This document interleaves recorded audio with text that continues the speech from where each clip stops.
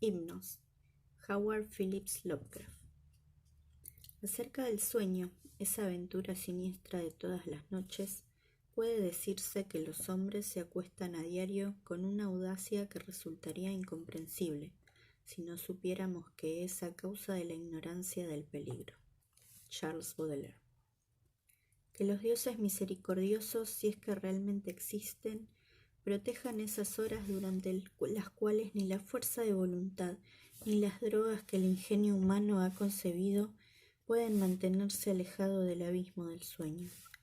La muerte es misericordiosa, pues de allí no hay retorno, pero quien regresa de las más profundas estancias de la noche, demacrado y consciente, nunca más descansa en paz.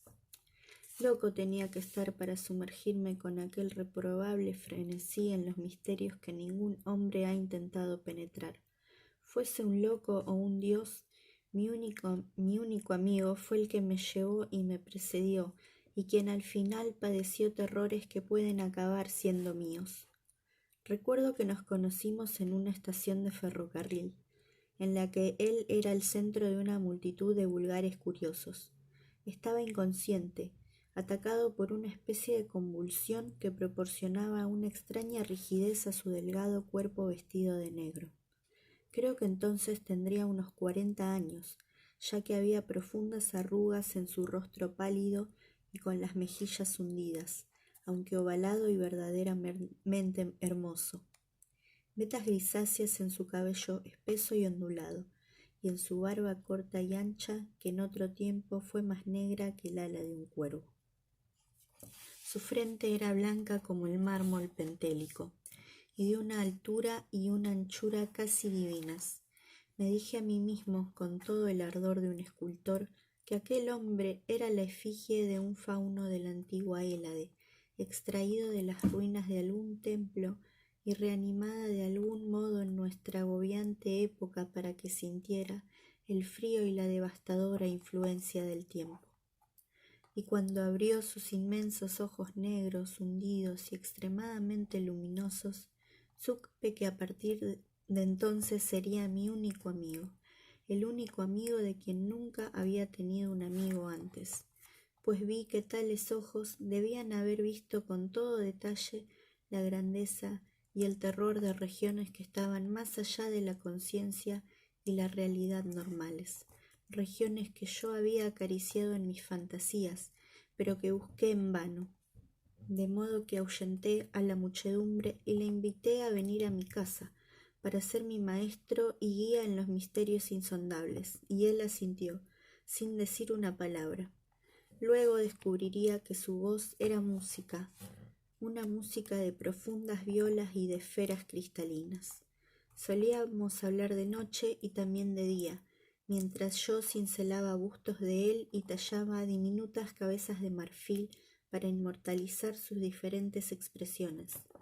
Es imposible hablar de nuestras conversaciones, ya que tenían muy poca relación con nada del mundo tal como lo conocen los hombres. Se referían a ese universo más vasto y más horroroso de imprecisa entidad y conciencia que subyace profundamente tras la materia, el tiempo y el espacio, y cuya existencia tan solo vislumbramos en ciertos sueños. Esos extraños sueños que están más allá de los sueños que los hombres normales nunca tienen, y los imaginativos solo una o dos veces en su vida. El cosmos que conocemos mientras estamos despiertos, nacido de ese universo como una pompa de jabón, surge de la pipa de un bromista. Únicamente lo rosa, lo mismo que la pompa de jabón, puede volver a su sardónico origen cuando la vuelve a sorber el bromista por puro capricho. Los científicos se imaginan algo, aunque lo ignoran casi todo. Los sabios han interpretado los sueños y los dioses se han reído. Un hombre de ojos orientales ha dicho que el tiempo y el espacio son relativos y la gente se ha reído. Pero incluso este hombre de ojos orientales no ha hecho más que sospechar. Yo había deseado e intentado hacer algo más que sospechar, y mi amigo lo había intentado y en parte lo consiguió. Así que lo intentamos juntos y mediante drogas exóticas acariciamos sueños terribles y prohibidos en el estudio de la torre de mi vieja casa solariega en el Vetusto Kent. Entre las angustias de aquellos días que siguieron, destacaría el principal de los tormentos, la incapacidad de expresarme. Jamás podré explicar lo que conocí y vi durante aquellas horas de impías exploraciones, por falta de símbolos o matices en cualquier idioma.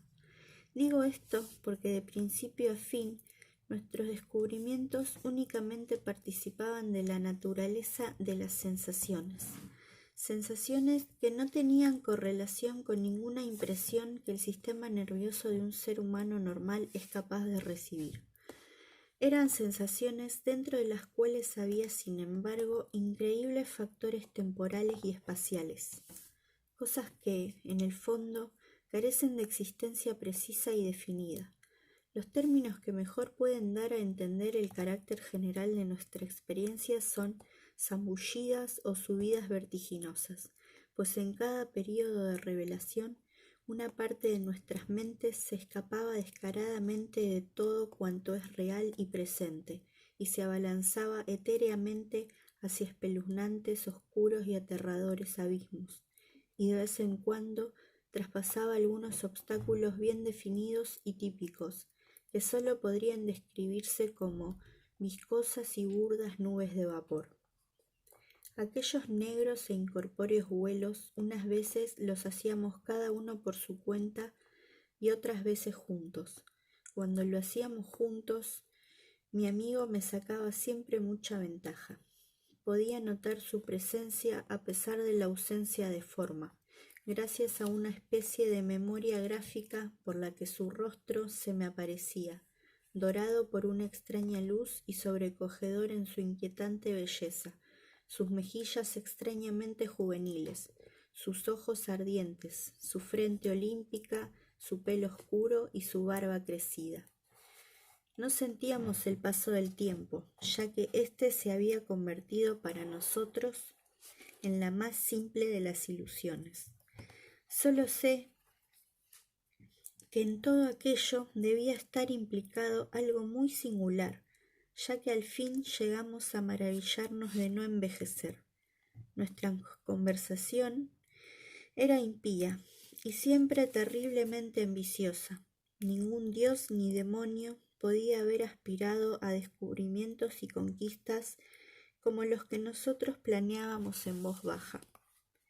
Me estremezco al mencionarlo, y no me atrevo a ser más explícito, aunque diré que en cierta ocasión mi amigo formuló por escrito un deseo que no se atrevía a expresar con palabras, y que me hizo quemar el papel y asomarme espantado a la ventana para ver el cielo estrellado de la noche. Quiero insinuar, solo insinuar, que él tenía proyectos que implicaban el gobierno del universo conocido, y aún más, proyectos por los cuales la tierra y las estrellas se moverían a sus órdenes, y los destinos de todos los seres vivos estarían en sus manos. Afirmo, juro, que yo no participé de aquellas extremadas aspiraciones. Cualquier cosa que mi amigo pueda haber dicho o escrito en sentido contrario debe de ser un error, ya que no soy lo bastante fuerte para exponerme a esa indecible guerra en esferas innombrables, única forma de alcanzar el éxito. Hubo una noche en que los vientos de los espacios desconocidos nos hicieron girar de manera irresistible hacia los ilimitados vacíos que hay más allá de todo pensamiento y entidad. Afluyeron en tropel sobre nosotros percepciones enloquecedoras e inexpresables, percepciones de infinitud que en aquel momento nos estremecieron de júbilo, pero que en parte he olvidado, y que en parte me siento incapaz de exponer a los demás. Derribamos viscosos obstáculos en rápida sucesión, y al final sentí que habíamos sido transportados a zonas más remotas de cuantas habíamos conocido previamente. Mi amigo iba muy por delante cuando nos lanzamos a aquel impresionante océano de éter virgen, y pude ver la siniestra exultación de su flotante, luminoso y demasiado juvenil rostro recuerdo. De repente, aquel rostro se tornó borroso y desapareció rápidamente, y enseguida me vi proyectado contra un obstáculo que no pude atravesar.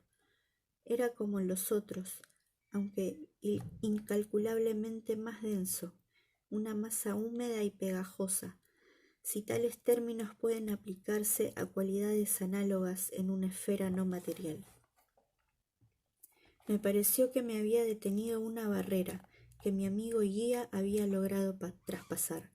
Esforzándome de nuevo, finalicé mi sueño inducido por las drogas y cuando abrí los ojos físicos me encontré en el estudio de la torre, en cuyo rincón opuesto estaba recostado mi compañero de sueños, pálido y todavía inconsciente, extrañamente demacrado y desmesuradamente hermoso, mientras la luna derramaba una luz verde y oro sobre sus marmóreas facciones.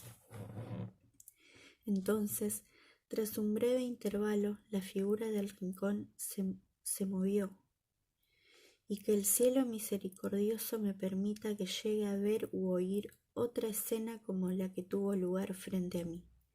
No puedo decir cómo gritaba, ni qué visiones de infiernos inexplorados relampaguearon por un segundo en aquellos ojos negros enloquecidos por el miedo.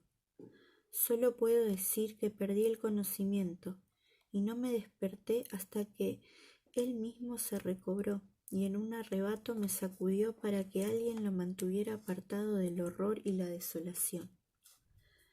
Aquel fue el final de nuestras voluntarias búsquedas en las cavernas del sueño. Atemorizado, estremecido y presintiendo lo peor, mi amigo, que ya había traspasado la barrera, me advirtió que no debíamos aventurarnos nunca más en aquellas regiones. No se atrevió a contarme lo que había visto, pero dando muestras de gran sabiduría, dijo que debíamos dormir lo menos posible, recurriendo, si era necesario, a las drogas para mantenernos despiertos.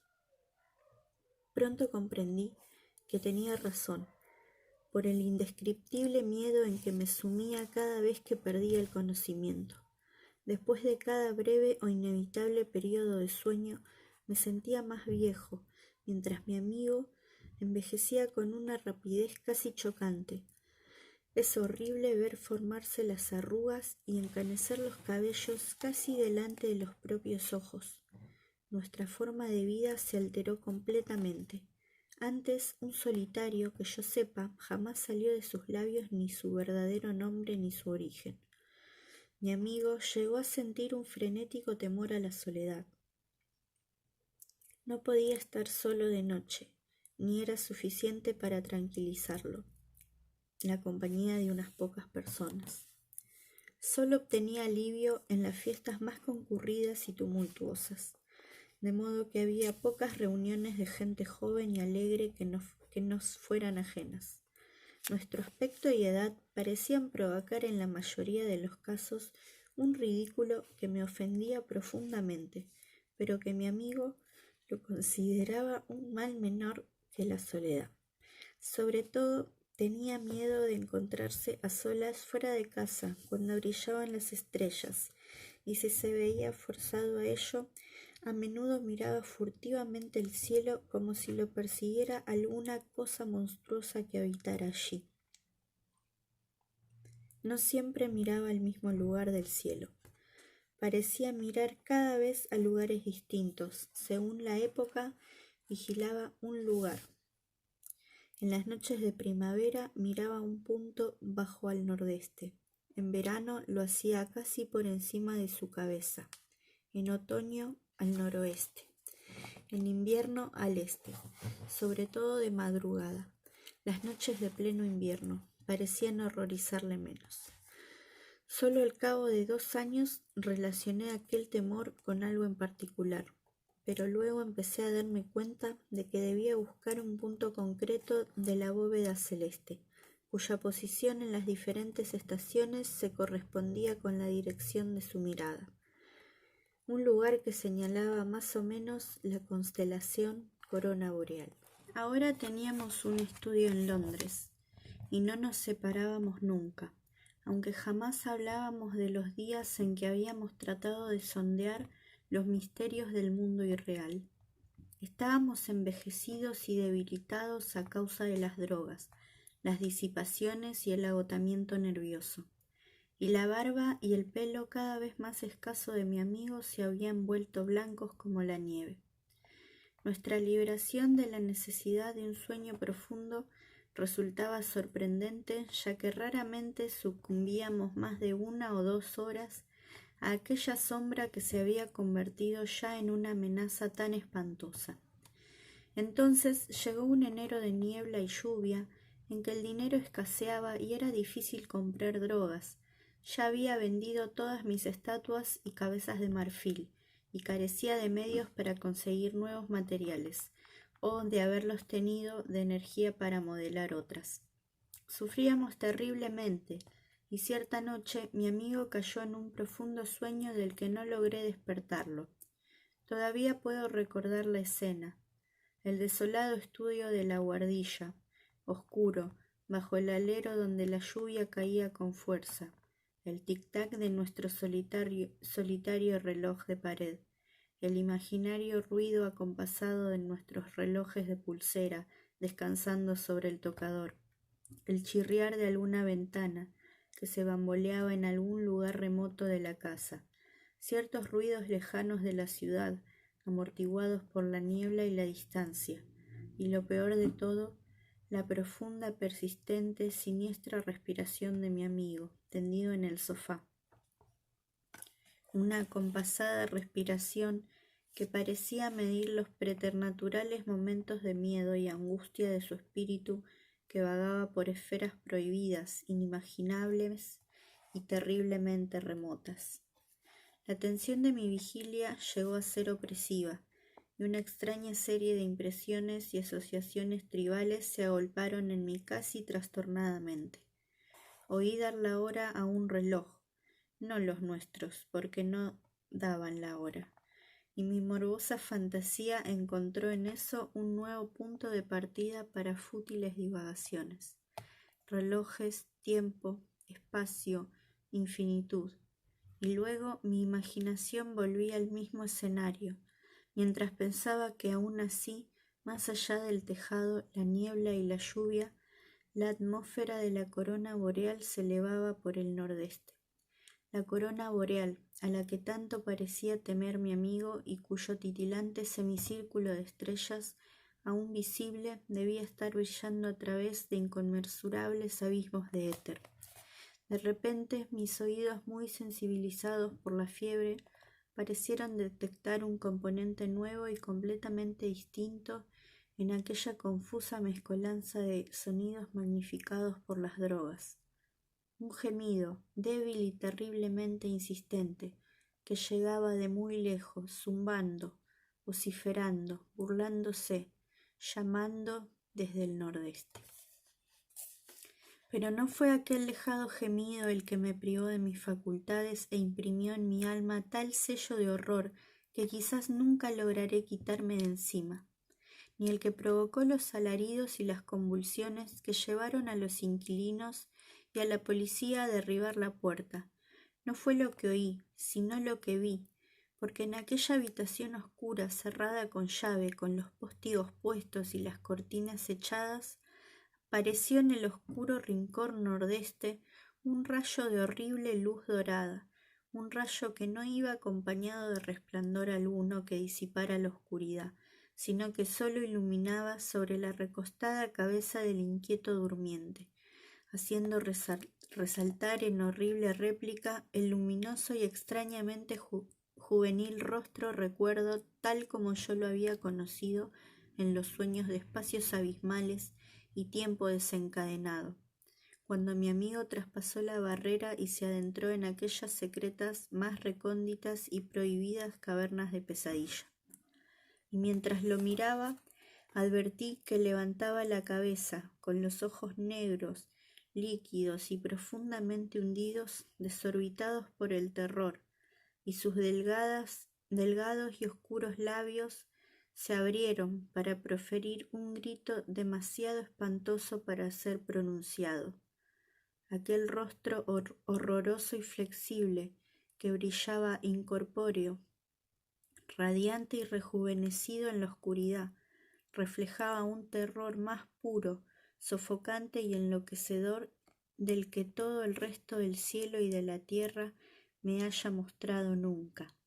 No hubo ninguna palabra en medio de aquel lejano sonido que se acercaba cada vez más, pero mientras seguía la enloquecida mirada del rostro recuerdo a lo largo de aquel maldito rayo de luz, hasta su origen de donde asimismo procedía el gemido, también vi por un momento lo que él veía, y con los oídos zumbándome, me dio un ataque de epilepsia y me puse a gritar, lo que atrajo a los porteros y a la policía. Nunca supe explicar, por más que lo intenté, qué fue exactamente lo que vi, ni tampoco supo hacerlo aquel rostro inmóvil, ya que, aunque debió haber visto más que yo, nunca volverá a hablar. Pero siempre estaré en guardia contra el burlón y hambriento Hipnos, señor del sueño, y contra la noche estrellada, y en contra las locas ambiciones del saber y la filosofía. No se sabe con certeza lo que sucedió, ya que no solo mi propia mente quedó trastornada por aquel extraño y espantoso ser, sino que también otras se echaron a perder a causa de un olvido que no puede significar más que la locura.